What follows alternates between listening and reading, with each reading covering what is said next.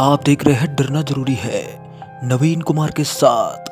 तो आइए दोस्तों बढ़ते हैं आज की कहानी की ओर। शुभम जो कि अपनी जिंदगी से काफी परेशान था और इस परेशानी की वजह थी उसकी कमजोर आर्थिक हालत। दोस्तों शुभम एक गरीब फैमिली से बिलोंग करता था, तो आए दिन उसे पैसों की कमी वाले हालातों से दो चार होना ही पड़ता था।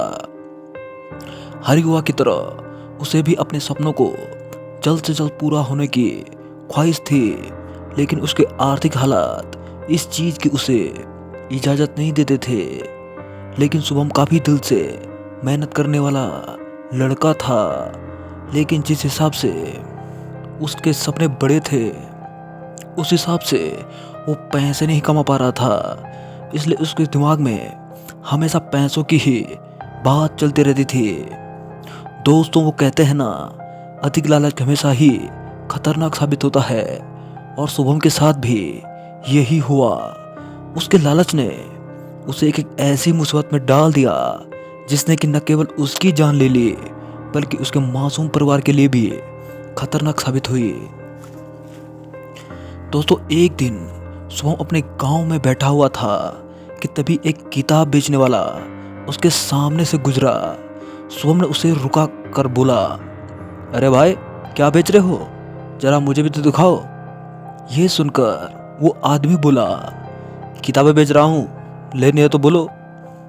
इस पर शुभम बोला, अरे भाई मुझे भी तो दिखा कि तू आखिर बेच क्या रहा है, और तेरे पास कौन सी किताबें हैं। इतना सुनकर उस आदमी ने अपनी अपनी किताबों का झोला शुभम के सामने खोल दिया।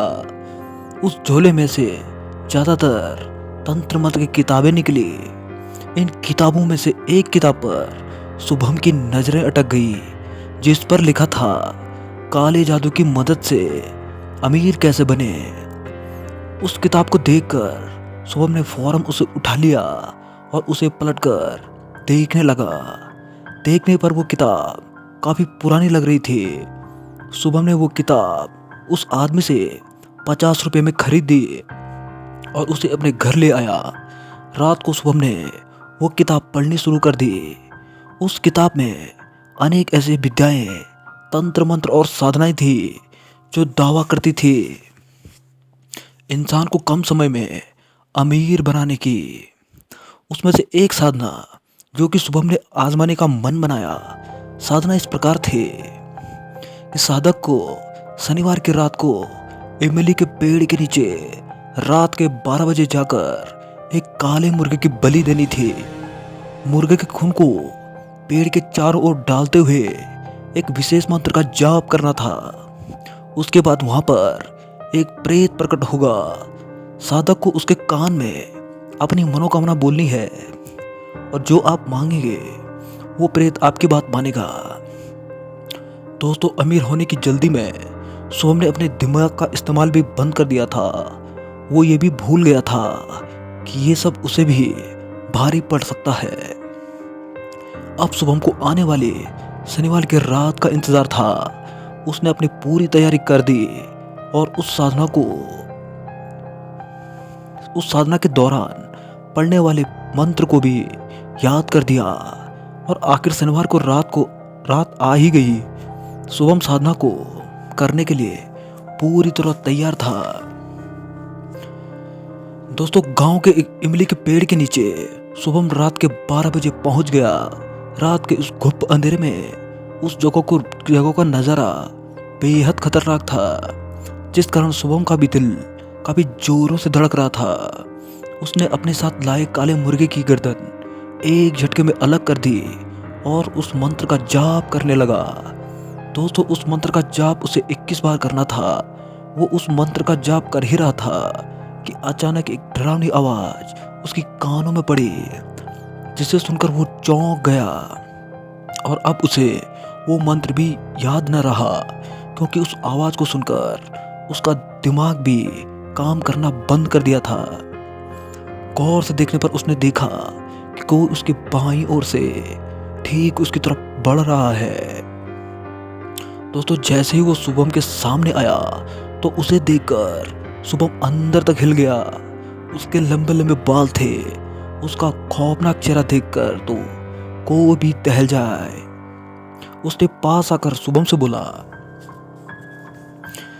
तुमने मुझे क्यों बुलाया है? अब तुम जो ये मंत्र भूल गए हो, याद रखना तुमने मेरी साधना अधूरी छोड़ी है।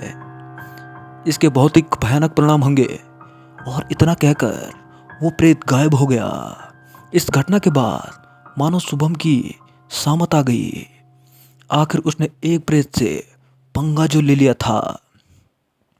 दोस्तों 1-2 महीने तो सब ठीक रहा, लेकिन इसके बाद शुभम धीरे धीरे पागल होने लगा और अपना मानसिक संतुलन खोने लगा।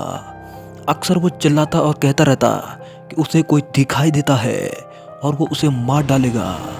दोस्तों इसी पागलपन में उसने एक रात को अपने घर में आग लगा दी और खुद भी आग के हवाले करके अपनी जीवन लीला को समाप्त कर दिया। दोस्तों उसके लालच ने उसका अपना ही नुकसान कर दिया था।